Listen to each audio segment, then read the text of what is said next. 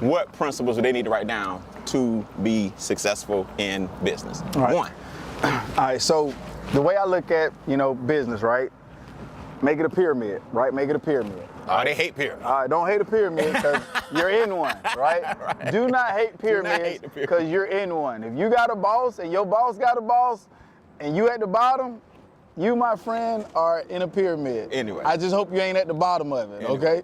Anyway. Right? So the way I look at success is a pyramid, right? So at the top of this pyramid is success, right? At the top of it. And then you got the base, right? You got the base. And these are the principles that I believe, right, lead you, right? These are your guiding principles. So before I give you mine, right, can I ask you a question? Sure, you're the first person to flip Right? it on me. Right? I want to ask you a question. So when I ask you, like, and you only get 3, Okay.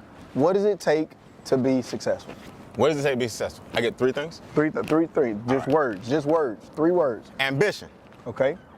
consistency, vision. Boom. Right? So these are his guiding principles in life. That's right. In life. And anybody, if you were asked that question, take that question, right? And I want you to answer it. You might have some of his, Right. and you might have things that are similar, right? But these are his guiding principles in life. Mine are hard work, consistency, enthusiasm. There you go. Those are mine. Like, those are my guiding principles in life. Good stuff. Right?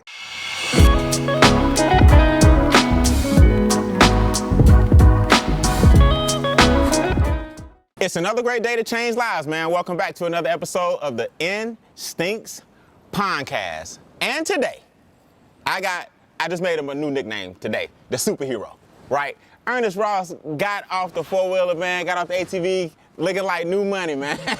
Welcome. You look good, boy. Hey, man, I appreciate the it. gym, everything, you look the part. I appreciate it. You look the man. part, man. Welcome to the show, bro. And I'm telling you, I'm excited. We go way back. We're just gonna talk like 2 friends, but we're gonna hit them between the eyes first. Let's go. Now, this is your first time on the podcast, right?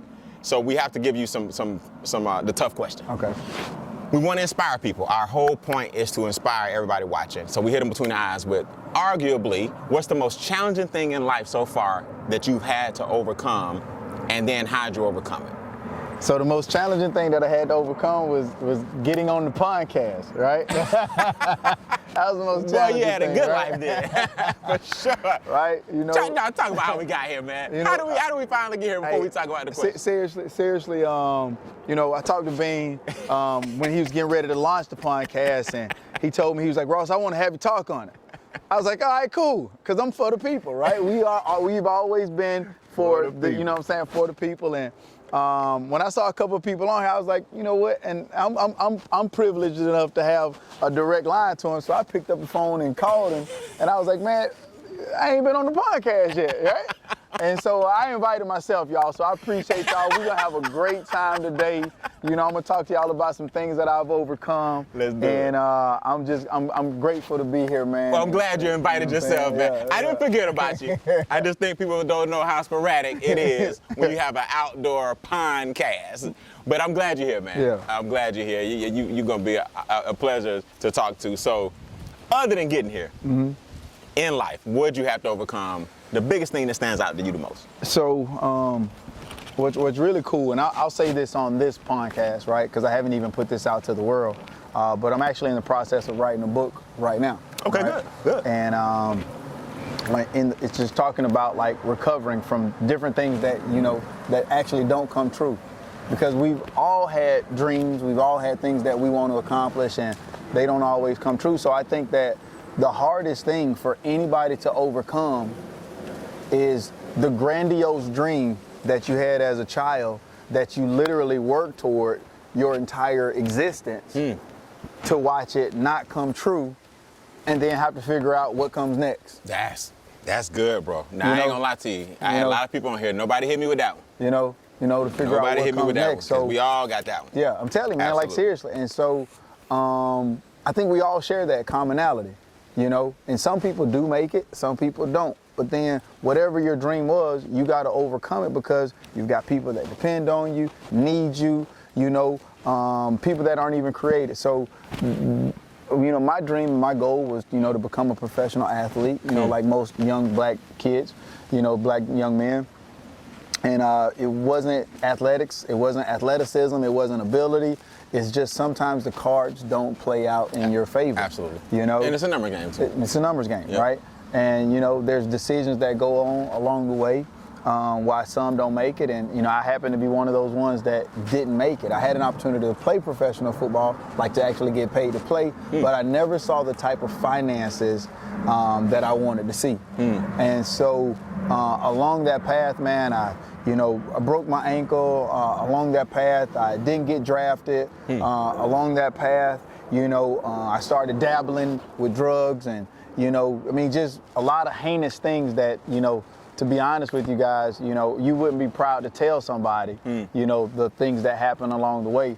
But then you have to get to that point where you're like, what direction am I gonna go? And I think, I don't know about women, right? I can only speak for us guys. I know we all get to a place in life where we feel lost, and you're trying to figure out which direction do I go? Am I a good guy or am I a bad guy? There you go. There you go. And because you're gonna be the same, like Brian Bean, like you would have led people to success, or you would have led a lot of people down the wrong road. Leading is leading. Right, leading is leading, and it don't matter. And so I had to make that decision on which direction, because I wasn't a bad Ernest Ross. I was just a different Ernest Ross, and maybe an Ernest Ross that my mom wouldn't be proud of. Maybe an Ernest Ross that you wouldn't be, too inclined to talk to in a dark alley. Gotcha. And now I'm the Ernest Ross that inspires thousands of people to take control of their health, take control of their wealth, take control of their future. So it's a privilege to be here. So let's talk to some of the young men and women who are athletes right now, who are getting as far as they can get, and let's talk to them about some of the things that happened to you, right? So how far did you get? Did you go to college? Yeah, I went to college. I played my college ball at the University of Alabama, Birmingham. Okay. I was a top 50 athlete in the Southeast, super prep 11 here in the state of Georgia. So highly touted. All the signs pointed to, NFL future. All the way. What position? Quarterback, actually. You played QB? Played quarterback. I didn't know that. Coming out of high school, and all the SEC schools recruited me to play defensive back because prototypical size. I'm a prototypical size for a DB. 5'11", 185 pounds. That's prototype, right? Gotcha. And that's what the NFL is about, like that literal prototype. And so when I started playing professionally, they turned me into a DB. Like I committed to UGA to go play DB at UGA. Okay. But on signing day, it was back in the day, so we didn't have like go in there with two hats on and on signing day I went in there and I had like 50 scholarships in front of me, and I had to make a decision because it was the biggest decision. At 18 years old, it's the biggest decision you're ever gonna make in your life at that stage. For sure. And so I decided that I didn't want to go to UGA, get lost in the shuffle. So I chose UAB so I could go play quarterback. Went down to UAB, had a decent career, right, as a quarterback down there. My senior year, I decided to go straight receiver to give me my best shot, at going to the NFL. And like we're talking to those young guys, injuries. Like in my literal come-out game, I've got 3 catches for 75 yards. Nice. And I sprained my meniscus, and it was kind of a downward turn to my season because, I'm not a big athlete. I'm completely off of speed. And so that kind of gave me a little misstep. And I finished my, my senior year with a decent, statistical season. But coming from a smaller school, you would have had to have rock star. Yeah. You know what I'm saying, to get it. And so, came out, had an agent, all the stuff that you would have when you're getting ready to get drafted. And on draft day, I didn't hear my name called on the first day, the second day, the third day. And that's when things kind of took that turn to like, man, which direction am I gonna go? This might be the end of this particular part of my journey. Yep. Right? So you don't hear your name the first day. You don't hear your name the second day. You don't hear your name the third day. On the third day, when you don't hear your name, do you immediately accept it? Or do you say, well, you start looking for inspiration? Well, such and such got drafted in the 6th round. Or what was your emotion like on day 3, no name called? Were you frustrated, disappointed? Did you cry? How'd you feel? Definitely frustrated, sitting in the room alone. This isn't like you got the draft party. You know what I'm saying? Sitting in the room alone. I got a call from my agent. So your agent is kind of like that, put the arm around you, tell you here's where we go from here. So my agent was saying, hey, it's better to go as a free agent anyway. Let's just play the waiting game. So for any athlete out there that's going through that, you got about a year, right? You truly do have about a year where you're still fresh meat. Somebody can still call you, pick you up, bring you in, right? And I was optimistic, right? I'm just generally an optimistic person, so I was optimistic that, I was going to get my name called and somebody was going to invite me to camp. And that time ran its course. My agent's calls started becoming less and less and less because it's their job for me to get them paid. Correct. Right? And so that didn't happen. Then I had to make a decision on, all right, so you want to play ball, but I wasn't there yet. It's kind of sad because I think a lot of athletes get soured. You get mad at football. I didn't want to watch football. I didn't want to see football. I didn't want none of it. Nothing to do with it. It was something you loved just a week ago. Gotcha. And so I got mad at it, and that's when I started doing some of those heinous things, that were, the things that I would say that I'm not proud of, to be, straightforward with you guys. I did some things that could have got me locked up, killed, and just not be here. Let me ask you this, because earlier you said drugs, and it's two kinds of individuals: users, dealers, right? You went to the dealing side. I did a little bit of both. Really? I did a little bit of both. I did a little bit of both. And definitely, like a lot of athletes, they think they're what's the word I'm looking for? Invincible. That was the exact word. A lot of athletes think they're invincible. So, you're smoking and you're drinking and you're doing things that, you feel like you're big and bad enough to do. And, you just kind of start going down that road a little bit more. I'm telling you, I don't want to jeopardize my audience. We ain't got to get too heavy. You know what I mean? You can talk about as much as you want, but just know you headed down the wrong road, the wrong route. Okay. When you decide that I'm gonna start doing something like selling drugs, was it hesitation or was it rebellion? Like, you know what, I'm gonna go to the dark side, or were you introduced to it slowly, or was it like, you know what, I'm deliberately gonna start going to the wrong side of the tracks? So some people have sat here, they get introduced to it by mistake, and some people make a choice. I think we're all the same. I used to train, so now I've owned a gym here in Atlanta, and one of my clients, she was an older white lady, Ruth, I love her, and she said, Ernest, anybody given the right opportunity will steal. She was like the CEO, president of a Bond Federal Credit Union. And she was like, Ernest, anybody given the right opportunity will steal. Anybody. And she said it, looked me in my face, anybody. Right? Given the right opportunity. And I think we're all the same. I think, when you come to a certain age, you understand that I need money. I need money to survive. This will make me money. I can make money and I can get away with this, so I'm gonna do this, right? And this can make me the kind of money that I want to make, fast, right? And so it was just that put in my face, and I was like, you know what? I need money. This can make me money. I'm not concerned with the consequences, so I'm going to go do blank, right? And I did, and I'm not the guy who's just like, I wasn't no kingpin or nothing like that. I wasn't a kingpin, but the good part about that whole story right there was, I think we all have to come to a crossroads. I think we all have to get to a point where, you got to make a decision. For people, for entrepreneurs, sometimes it's the crossroads of, do I continue to work as an employee or do I become a full-time entrepreneur? That's big. For a single mom, it could be, do I continue to introduce these, deadbeat guys to my kids, or do I just say, you know what, let me push everything to the side and focus on, my family's, my future and stuff like Absolutely. that. And so, I hit that point, when I was literally jumping in somebody's car, getting ready to take their car, and, the police came by, and I was like, you know what, I got to do something different. They didn't. You didn't do it. No, I did do You it. did? But, Oh, they got you? But no, I didn't get caught.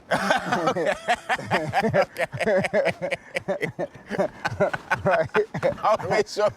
I gotta clear it up. No, I did get caught, right? But that was it. That was Right. that was a moment. Yeah. Right, that was a moment, and but that was a huge turning moment Mm. because I said the age-old prayer, Lord, if you let me get out of this, I ain't gonna do it no more, right? And you know what? He let me. One time for the man upstairs. One time for the man upstairs. One time for the man upstairs. No, two times. 2 times, right? Right. And he let me out of it, Okay. and I walked away, like truly in that moment, I walked away from that life. I said, I'm finna go play ball again.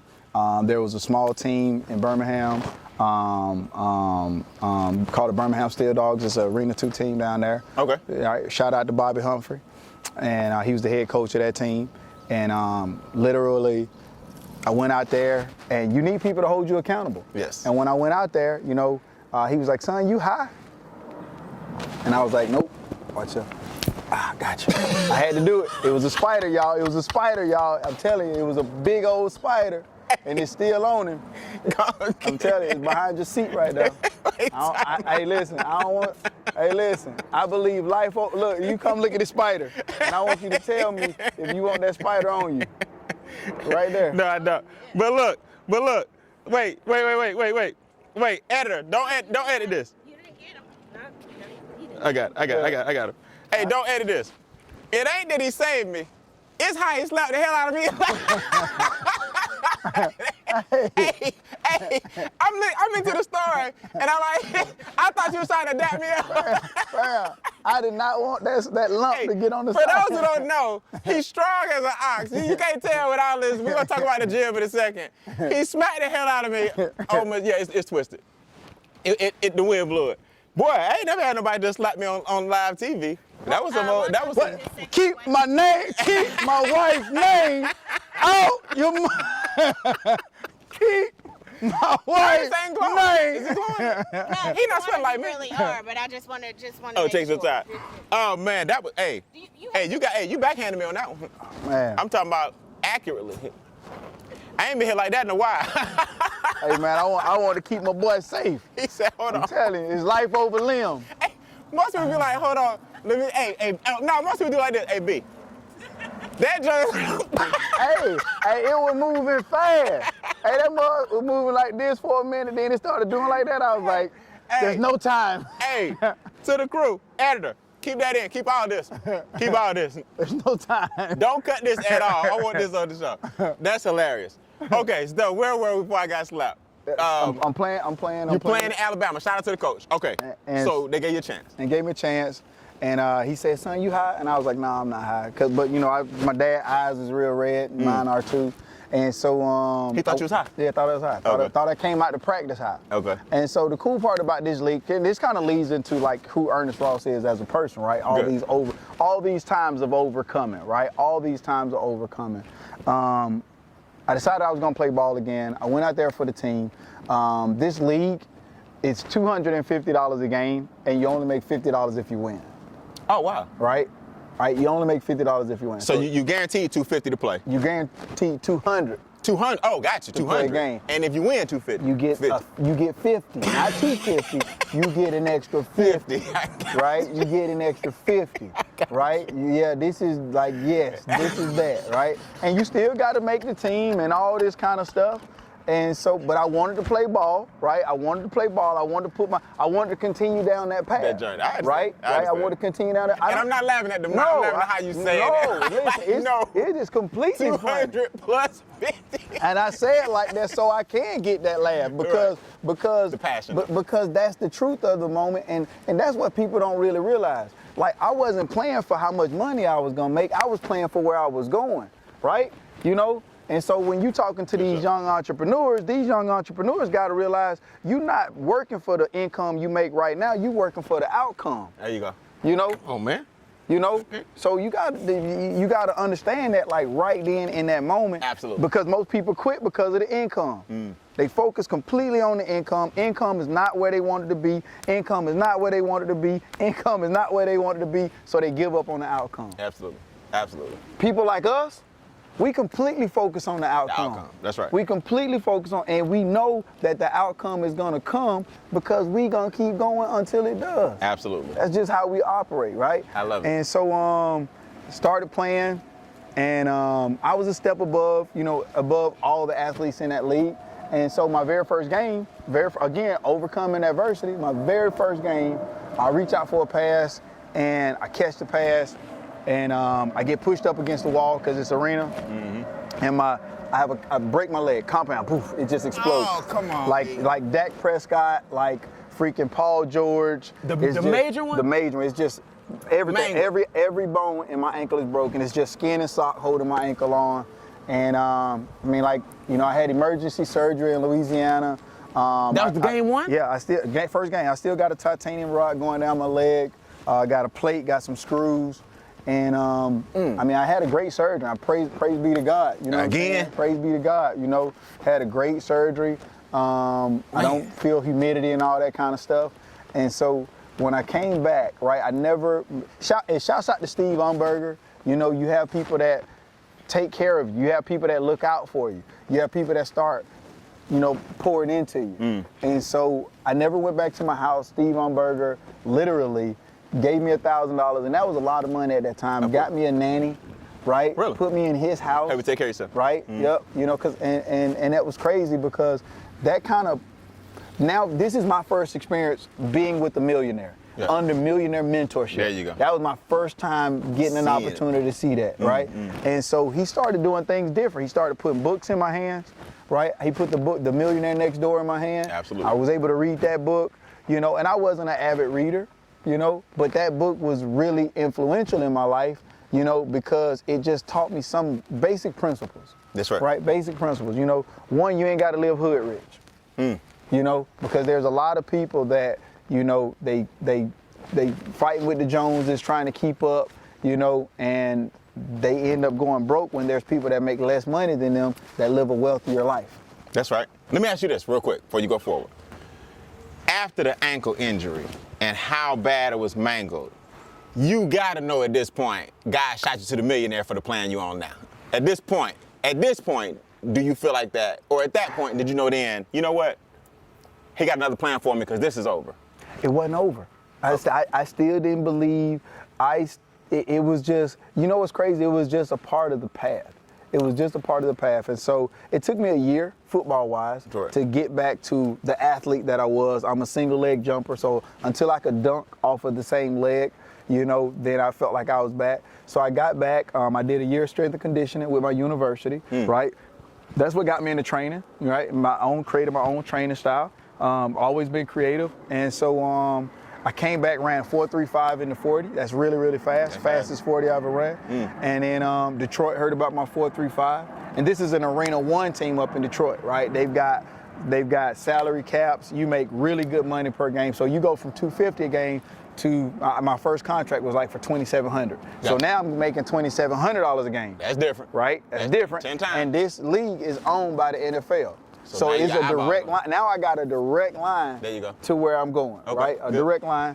And so I went up to Detroit, made the team. But there's a whole resilient story. There's a whole resilient story. Like, I had to market myself. No longer did I have an agent. I didn't have an agent no more, Right. right? I didn't have an agent no more. So I had to be the one. I'm on the internet. I'm like, I'm finding names. All right, so how many arena teams is it? Okay, well, all right, what teams is it? All right, I'm calling all the head coaches. I'm calling.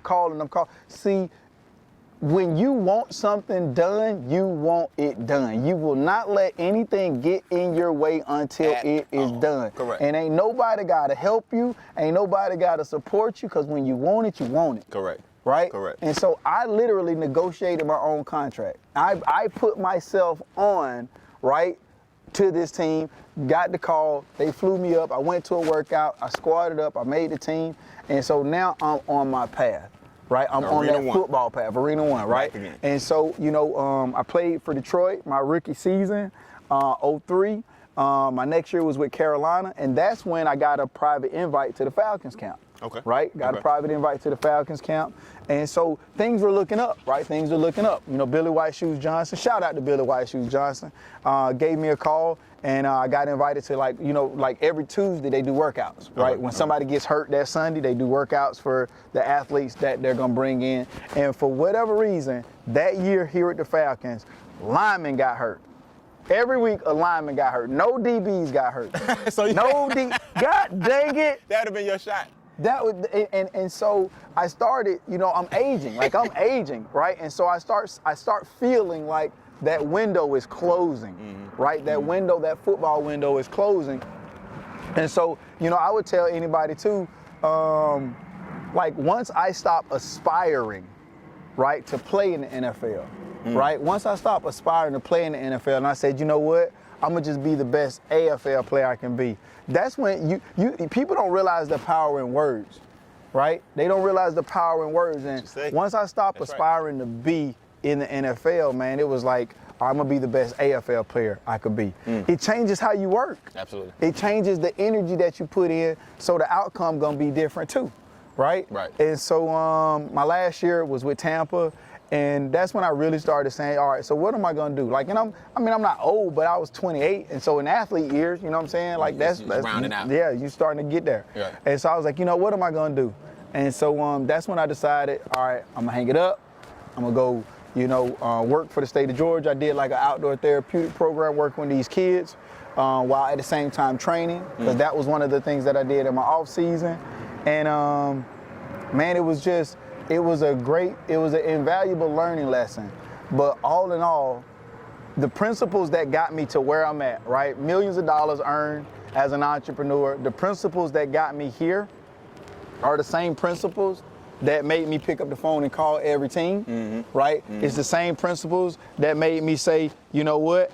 I need to make a change. It's the same principles that said, I'm not done. It's universal. Right? Like how Jay-Z say, if you put me anywhere on this earth, I'll double my worth, right? That verse is so true because principles don't change, right? People change, but principles don't. Well, we're gonna talk about those principles. Hold on, I wanna put a pin in it real quick.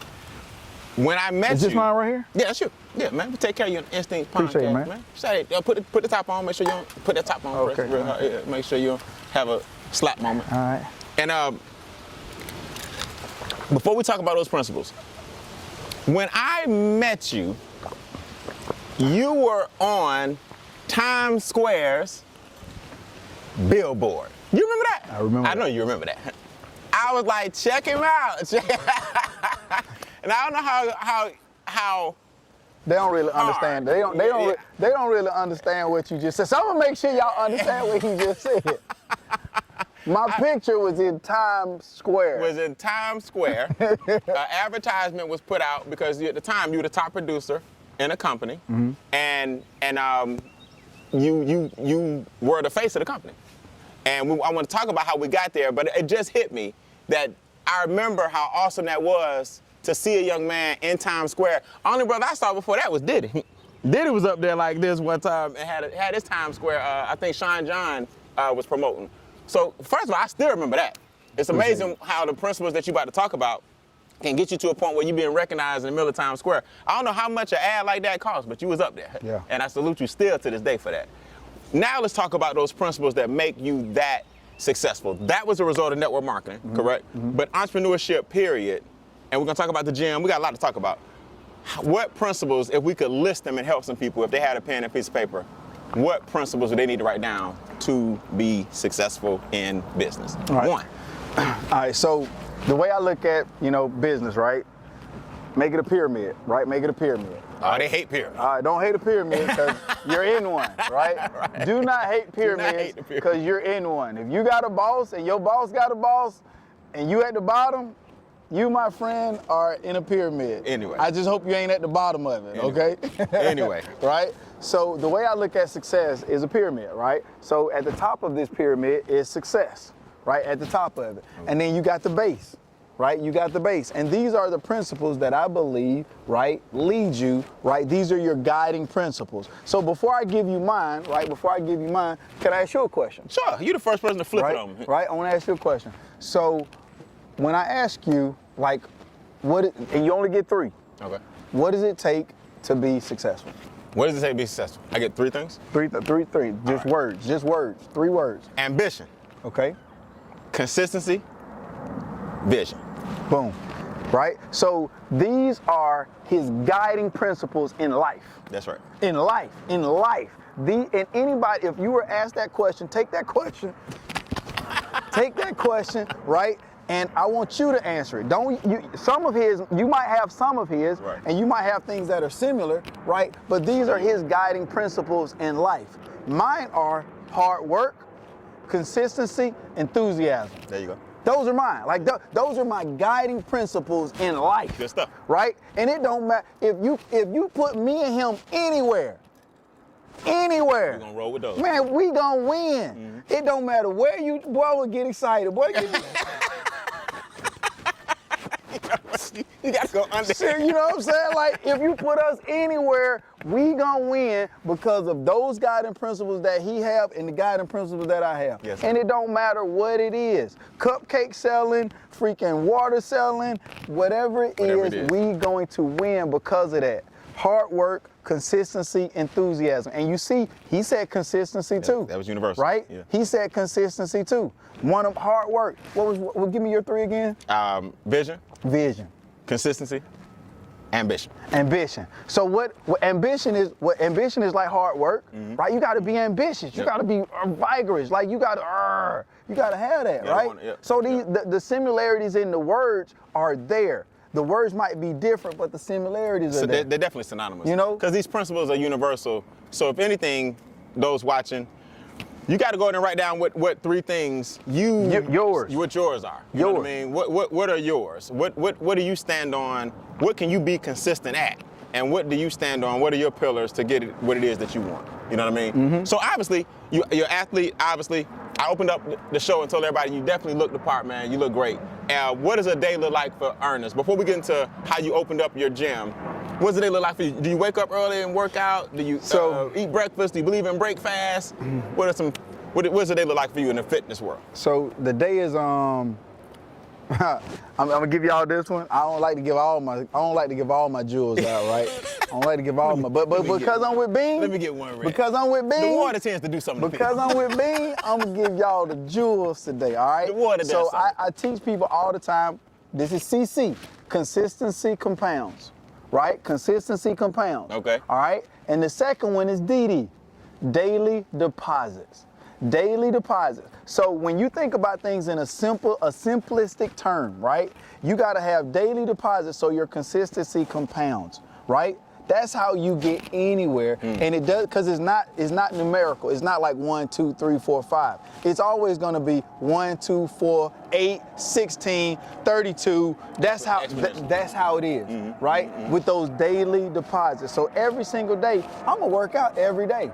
I'm gonna do something every single day, right? For my health. It's a daily deposit, right? A daily deposit. You got to make votes for the person you want to become, right? You got to have votes for the person you want to become. Yes, like sir. if you want to be a more fit person, right? Every day you got a chance to vote on the person you want to be. When you sit there and you finna get ready to order that food, you got to ask yourself, would a healthy person order this or would a healthy person order this?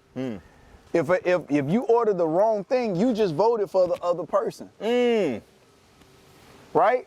You just voted for the other person. It's election season. Dude, at the end of the day, whoever gets the most votes, that's who you becoming. That's good. That's it. That's good. One more, man. That's good. That's a mouthful right there. That's a mouthful That's right who you there. becoming. So All right. every day I wake up, right? Every day you finna get ready to slap me. I heard that B. I heard that B.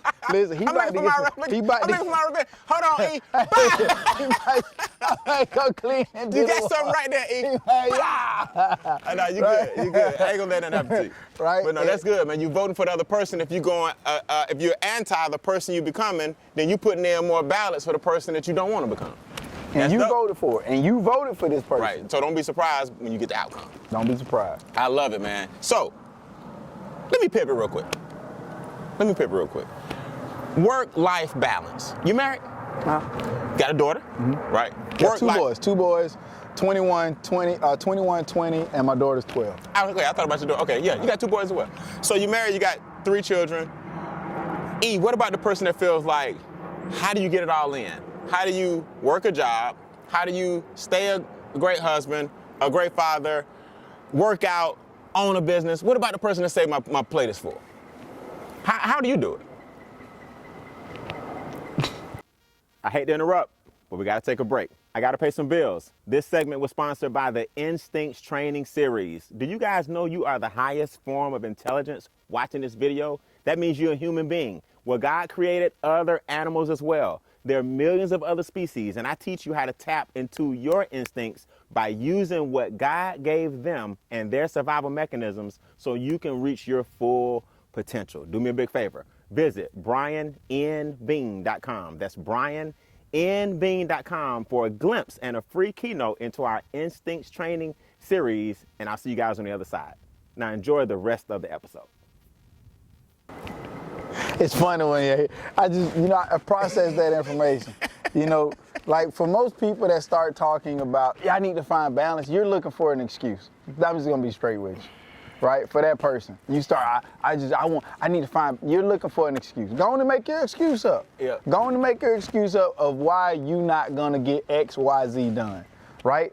That's it. Like that's a myth. It ain't no such thing. That's a myth. It's balance.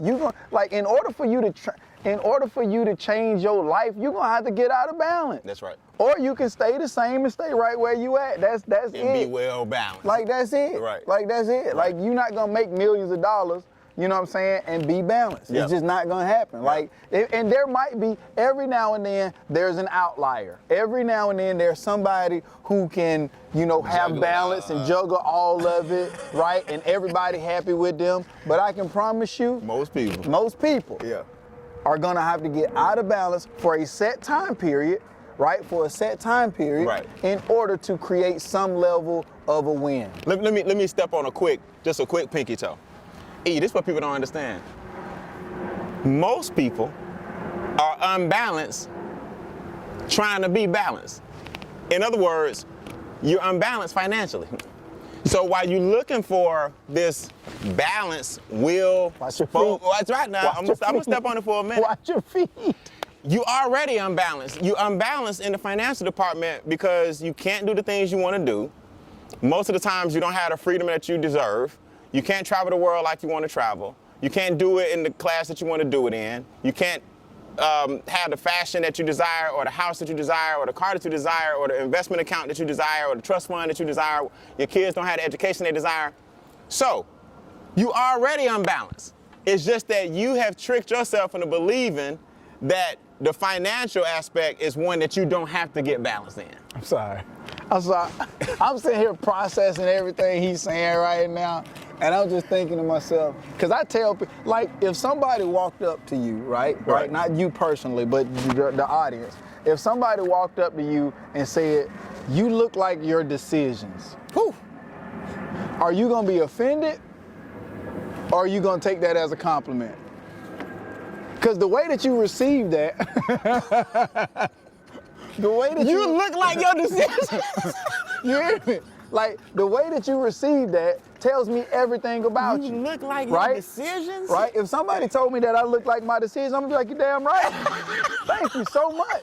Thank you so much. I do look like my decisions. I eat right, I work look out. like your decisions. Like that's for real. And if you go, ooh, Well, you gonna call me, you calling me, let me talk. You shouldn't talk to people like that. That's because you are look like offended by the decisions you've been making. Like, hey, I've been doing this show a long time. I just needed to I'd get have a lot of people. discovered. I just wanted to come on here so I could get discovered, y'all. I be doing good shit. I just wanted to get discovered. I figured if I came here with you, the world would see me and be like, oh, he's pretty awesome. Boy, boy, that was good. That was good. And I do this at a high level. That's good. And you stupid. Okay, that's number one. Oh man, that's good. So man, we're gonna keep the show going for a quick second. I asked the gentleman yesterday about marriage and relationships, right? So we talked about balance, but I want to help some couples too. how do you sustain a happy marriage? All right, so that marriage life, first off, it starts with, one, how y'all communicate. Like, I remember when I first got married, and, same principles. Universe. Same principles. The same principles. Consistency. Right? Consistency, hard work, enthusiasm. The same principles. You better be excited about what you're doing with the person, right? You better be excited about it, right? Hard working, right? And be consistent, right? Be consistent at dating this person, loving this person, all of those types of things, right? And remember, that's my mentality. That's right. Not theirs, right? So they got to give you the same energy back. From what their 3 things. Right. And so when you talk about that, it's all about how y'all communicate. You got to communicate, to this person what your needs are, right? I mean, I just think that's first and foremost. And when I first got married, I just remember desiring to have a good marriage. So I hope that, whomever you're with, you desire to have a good relationship. I hope that, right? And so I remember asking all these married couples, so what's the secret to a good marriage? What's the secret? Like, I'll ask anybody. Yeah, for sure. You got to, going in, you better find out. And we just heard so many different people, and I can distinctively remember this one older couple. We were at the airport, older couple. You don't ask no young people neither. Young people don't know crap, so always ask old people. You ask somebody that just got together. Right, They still in the honeymoon phase, right? Ask old couples, right? And so I remember this one couple, and they said, long suffering. I said, dang. Long or long? Long suffering. L-O-N-G. Long, like Long. like Jesus, like the Bible. Long suffering. I was like, long suffering. Dang, I was like, that ain't what I wanted to hear, right? But you know what? You got to communicate what your desires are, what your needs are, right? Because I believe, me and my wife, we've been married 15 years now, and I believe along the road, people change, things change, desires change, right? So you got to be able to communicate that, right, along the path. Now, what does long suffering mean, though? How did you interpret that? Well, I interpreted long suffering like, I hate to say it, but be ready to be miserable with this person. Be prepared to be miserable. Wait. Like, go through some miserable stages, be miserable, and y'all better just learn to just be there. Wait. Right?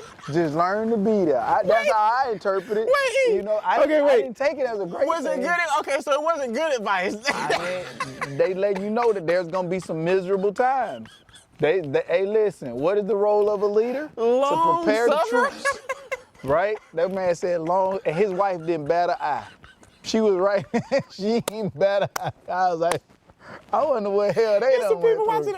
Is there people watching this show right now on YouTube and listening to the audio about, Listen. Was he right? Listen, there's been some times. There's been some times. Like any good, there will be bad, right? Oh God. And you gotta be committed to your commitment, right? You gotta be committed to your commitment on, what it is that you want, what it is that other person wants. Okay. And I think when you add so many different intangibles to the mix, I'm an old school guy.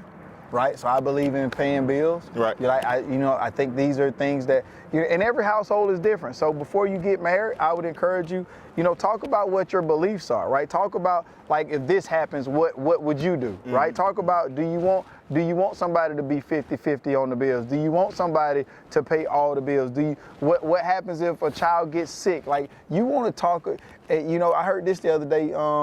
Ladies, y'all be dating guys, and it's like, find out, learn this dude. Find out how he operates when he get mad. Mm-hmm. Like, when he gets disappointed, when he gets let down. Don't just date the dude when it's all, you need to know this. Right. And I want to say this because I said this on the live last night. This has nothing to do with this, right? But this is just some advice for the ladies since we got the audience.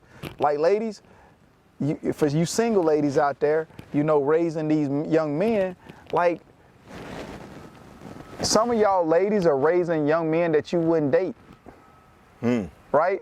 You're raising a young man that you wouldn't date. You ain't giving this young man in your house no responsibility, right? You sitting here allowing him to live in your house without any type of, like any type, but you wouldn't date this dude. You wouldn't date the guy that your son's gonna become, but you love your son. Dang, E. Hold, let me pick up the cards, man. I just had to say it, so since we... You have been discovered, E. E, Untie a yellow bow tie. I mean, you killing me, but I love it. Oh, that's what these is for? This is These are nuggets. Like, oh, shoot. Yeah. We're gonna sweep them up, man. No, this is good. That's good stuff. Yeah. Because I'm learning on the show, even though it's about overcoming trials and tribulations, I want to start taking people on a journey outside of just business. So, season 2, man, I'm just spreading my wings. Yeah. You got a video that went viral recently. It's 2 videos I want to ask you about. I'm gonna surprise you on the second one. Okay. What's the one you got? 2 million views on something? 2 million views. What were you talking? What happened? Right now. Right now. It's viralocity right now. It's viral 2 million velocity views. right now. What platform? On Instagram. I posted it on both, but on Instagram it's going viral. And so I was doing a conference and we were doing a goal setting session, right? And so it's probably 50 or so people in the room where it's quiet. The DJ plays the wrong song, right? The DJ plays the wrong song, and it's like engine number 9 on the New York Transit line. Right. If my train falls off the track, pick it up. They call me Big L. And so LL came in, and so it was kind of real quiet and passive when they was just the engine. But then when LL came on, like the whole room just lost it, right? The whole room, like the whole room. And so it just went viral. Just because of the energy. It just went viral. And the first day I posted it, this is how I view success too, because I learned from everywhere. The first day I posted it, got a couple of likes, a couple of comments. Second day, couple of likes, couple of comments, but that consistency compounds. It kept kind of getting around. And then next thing you know, I started seeing, my timeline is, I pick up 100, 200 followers every day. Just like that. It's crazy, but that's how things just kind of explode. Yeah, I was here with Ro. Shout out to my girl Ro, the Silver Fox. And she was like, the things that you expect to go viral don't. And the things that you don't expect, they're the ones that take off and run. Exactly. I think people should stop trying to go viral deliberately. Just put your content out there, and the people are going to decide whether they like it or not. And they, for some reason, they like the energy in that one. People spend so much time on social media trying to create and engage an audience when if you were just to post your content and stop being so, I don't want to say pretentious about what you put out, you would literally gain a more attractive audience to you because they see that you just being real with them. Authenticity. You being real with them. Yeah. And then you spend all this time and you wasting time. Yeah. You wasting valuable time that you could be doing an income generating activity for your business or your service. Man, let me tell you. I know everybody gonna say I say this all the time, but it's not true. You gotta be a regular. You gotta be a regular, man. I expanded the doc in season 2. So I could have more of a sofa setting where we can have more people. You gotta come be a regular, man, because I could talk to you all day. Yeah. But we do it. We ain't finished. You had a video, man, that I saw about 2 years ago. And I never called you. But I did see this. It was the height of Black Lives Matter, and you experienced some racism, you remember? Yeah. And that upset you. You was pissed. Yeah. You were more hurt, you know what I mean? I was hurt. Talk to the people real quick about that video, man. What happened with and then either you said you forgave her or she apologized. It had a twist at the end, right? It was a white lady that did something to you. I went back. You went back and y'all patched it up. Yeah, I went back. Talk about that real quick. So Just the height of this after George Floyd and everything. So my son had an injury, and he needed to go to physical therapy. So this is in Tucker, Georgia, a couple of minutes from my gym. And so I'm a business owner in this area, right? A business owner in this area. And so, and my old client, she owns the physical therapy place. And so I'm a multitasker. I believe in doing well by my time. It's early in the morning, it's dusk, it's light outside, so it's about 7 in the summer. You know how it gets brighter in the summer earlier. And so I'm just doing laps around the parking lot, walking on my phone, and I'm staying down the center of the parking lot. Right? I'm walking not behind cars, just in the center of the parking lot, walking around. and got on workout clothes, looked like a professional individual, that's in the parking lot, and I'm talking on the phone, probably loud too, right? Like not like trying to be hiding or nothing. Exactly. And so this lady, she pulls up, and I'm waving at everybody. See, I understand that as a black man, right? You gotta diffuse. You gotta diffuse. everybody and say, come. hey, how you doing? Good morning. Have a great day. Good. Hey. Right. That's what I'm doing to everybody that get out their car, trying to send them into the jobs with the good energy. Right. And so she goes into her, she gets out. I say hey to her, and then next thing you know, she comes back out, sticks her head out the door, and she was like, excuse me, do you have any like business, like walking, like being over here? And I'm like, and I'm on the phone, and I'm like, I'm talking to one of my guys. She just asked you that out of the blue. Right, and I was like, I think this lady just tried me. Right? Took a minute to say. Right? And so I walked into the place, right? I walked into the building, right? What was it? I can't even think of what type of building it was. But they did some type of service, and like maybe, I don't think it was dialysis, but it was something of that sort. And so I walked in there and I was like, so why did you stick your head out? Like, I'm saying hey to everybody, I'm non-threatening. Right, absolutely. Right, walking the parking lot.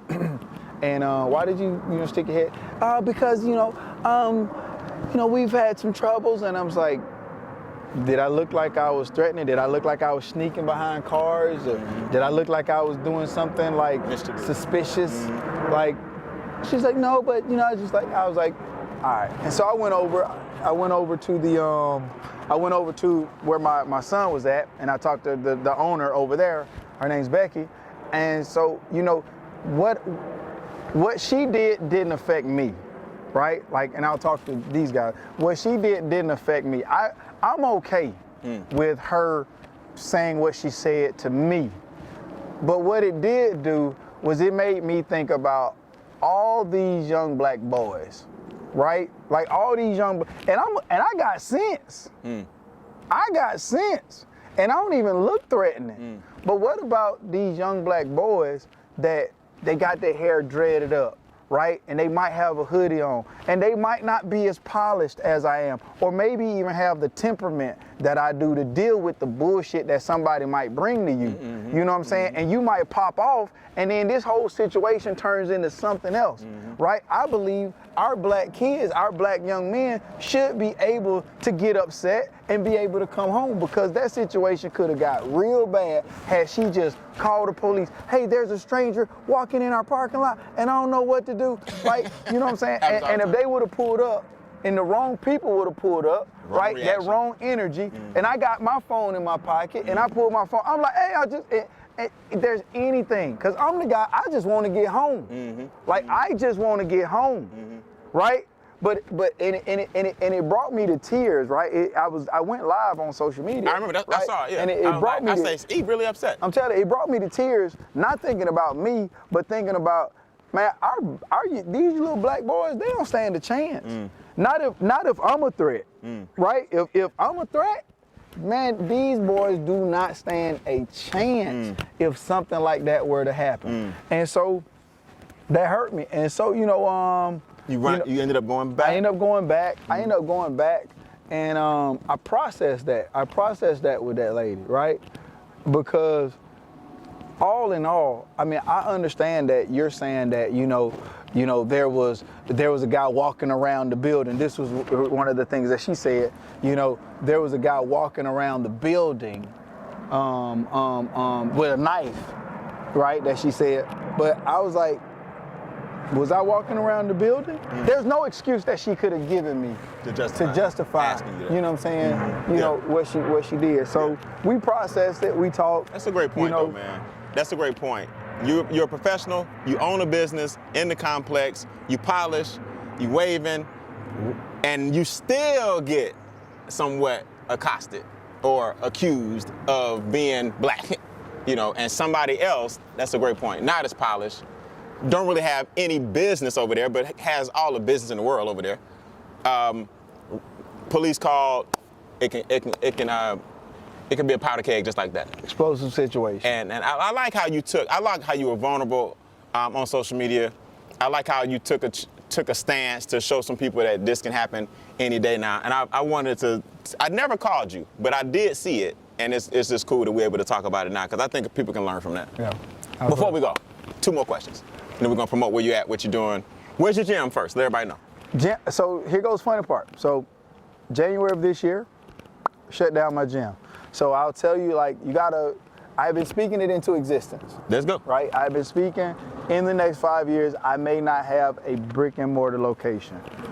In 2020, Boom. yeah, come on, in 2020, I launched a fitness platform called FitForm.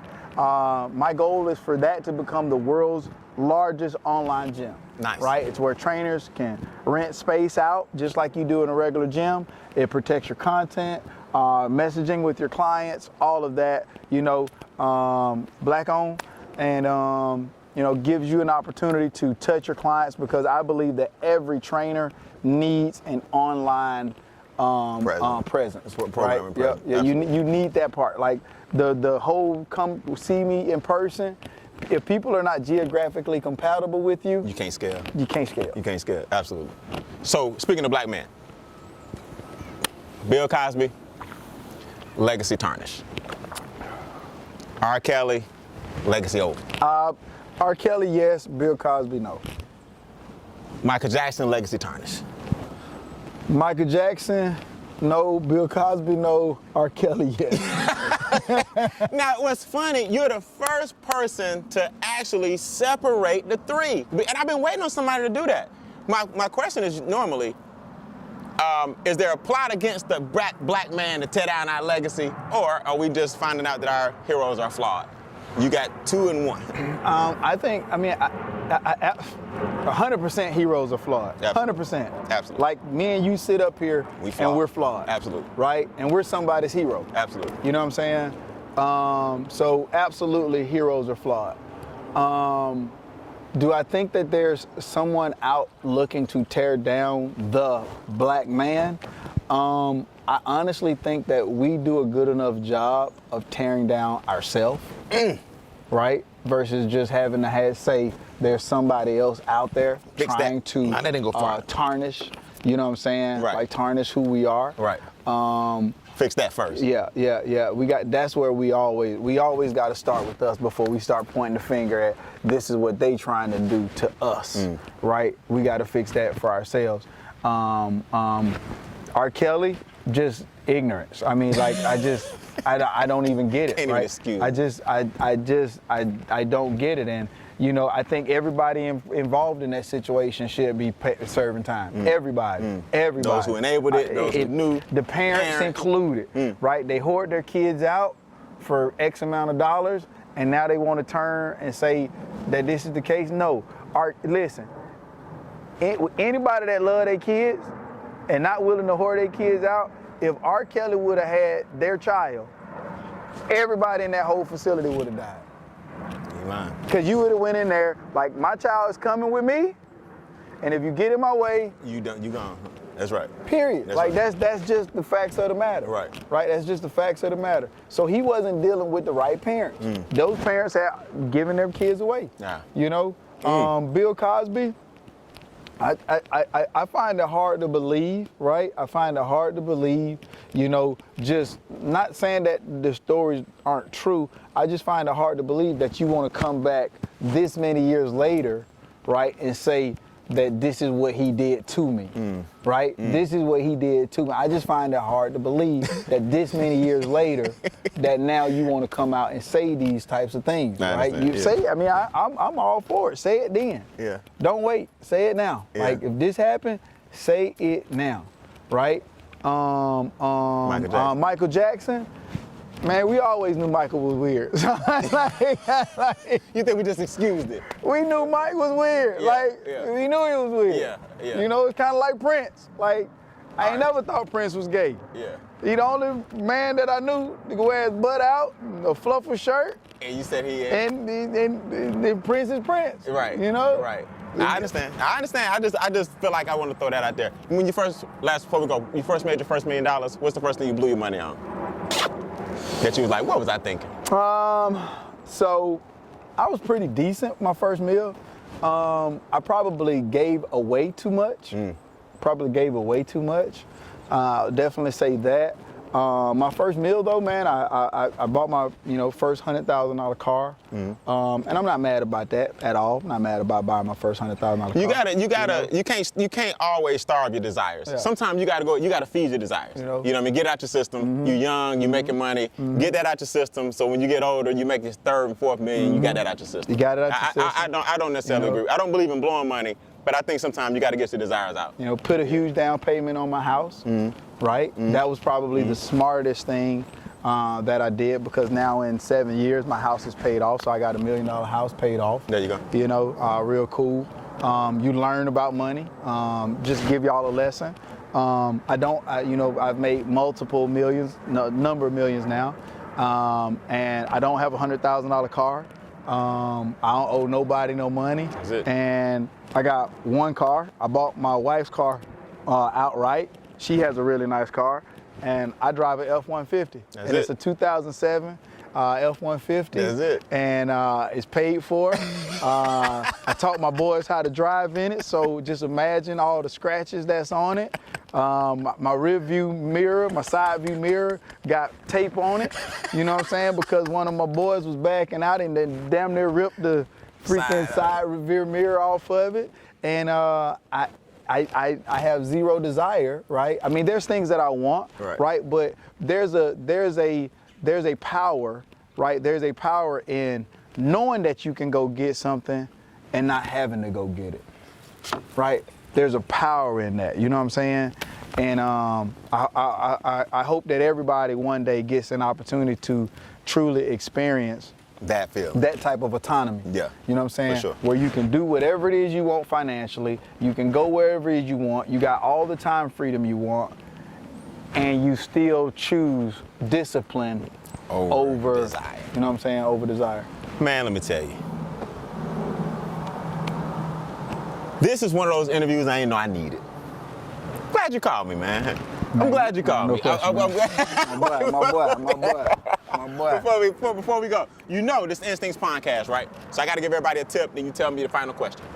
So we are the highest form of intelligence on the planet. God made human beings, gave us the ability to think about anything, and we can bring it to our fruition. I'm going to leave everybody today with the rhino. I'm going to leave y'all with this rhino thought real quick. The rhinoceros is always accompanied by birds on its back. The birds actually make sure, because the rhino has such thick skin, that the mud and the bacteria, that the parasites don't cake up on the rhinoceros over time. So there's a relationship between the rhinoceros and the birds. The birds pick and make sure that the parasites don't drain the rhinoceros, don't infect the rhinoceros. They complement the rhinoceros. My question for you guys watching here on the Instincts podcast is, who are the parasites in your life? Yikes. Here you are trying to get through life. They call the rhino the four-legged tank. I mean, you know why, right? He's strong. He has drive. You don't want to get in front of him.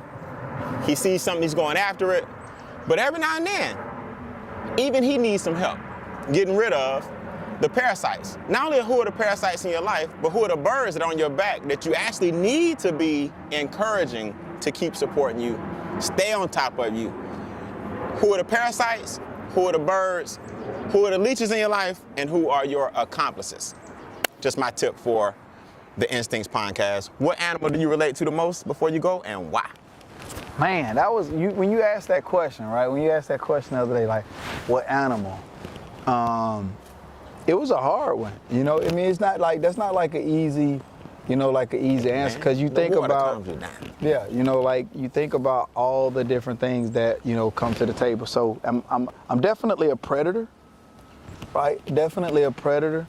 The first animal that came to mind is a shark, right? That's the first animal that came to mind.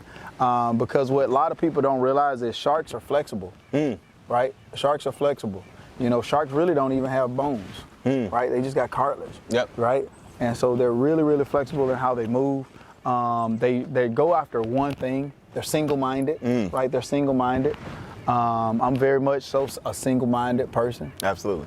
You know, when I get focused on something, I put all of my energy into accomplishing, you know, that feat until it's done. Absolutely. And you know, I mean, I don't know this to be fact, right? But I know when I see like the different things, they seem like they move alone. Yeah, you don't see a big swarm of them. Right. Yeah. You know, sharks tend to, you know, they seem like they move alone. And I'm not saying that that's the greatest gift either. I'm not saying that this is like, you know, how you should operate. You know. Have the ability. Right. Have You know, but I definitely, you know, navigate, you know, in my own circle. And one of the reasons why, you know, it's good to, you know, be around you, man, is because a lot of highly successful people, you're probably the top person in your circle, right? You're probably the top person in your circle. And, you know, it's rare that you put yourself around, you know, other people that not only, you know, pour into you, but also can pull you up. You know what I'm saying? And so it's always great, a pleasure and an honor. Man. You know what I'm saying, to be able to hang out with you and be around you. One of my favorite interviews, man. Yeah. I love the podcast because if nothing else, it brings us all back together. We get so busy, we need to make more time for each other, course, right? man. Hey, it's a great day to change lives, man. Y'all got what you need already. God gave it to you. Get out there and tap into your instincts. This is _ Ernest Ross. Is that right? _ Ernest Ross. Y'all check him out, man. Make them 2 million views go to 3. Peace.